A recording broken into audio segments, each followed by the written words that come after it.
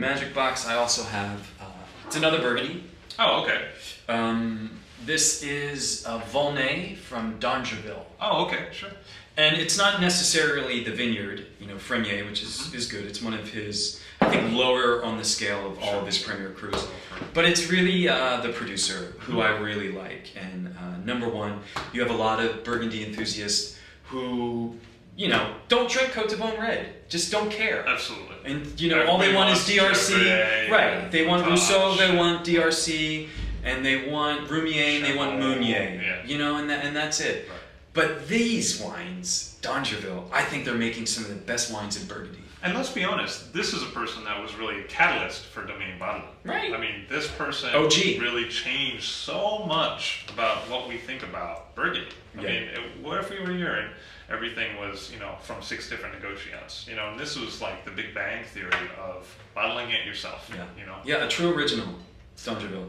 And I find myself, and I'm sure you can attest to this, you open up these great bottles of Burgundy, and a lot of times you're let down because what goes on in your head is like, oh my God, that costs $1,000. Right. And I just opened it up, and you know what? It's good. That grand it's not worth $1,000. Right. But I've never had a D'Angeville ever where I didn't think it wasn't worth it. Let you down. It's never let me down. Actually, they're always been priced fairly, I think. Yeah, they are. Any other thing, and perhaps because of the Volnay influence, but also, Diamante is down there too, and those ones a little bit more. So, and in fact, I've had wines from this producer back to the 20s that have been like, so like nobody can tell me that they don't have any longevity. Everyone thinks like, oh, Côte de Nuit is gonna last forever.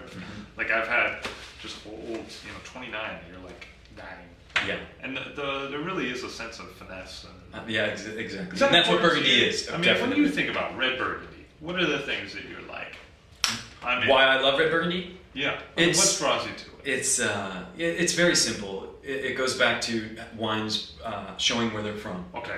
And you have a glass of Chambon-Musigny, and you have a glass of Beaune Romani, and those villages are right next to each other. Sure. And they are different. Totally different. They're totally different. Or at least they should be. They are. Right. They should be. I mean, if the winemaker's doing the right thing. If something wasn't translated, if they had. Right. And and it's just that soil. There's something so magic about Burgundy.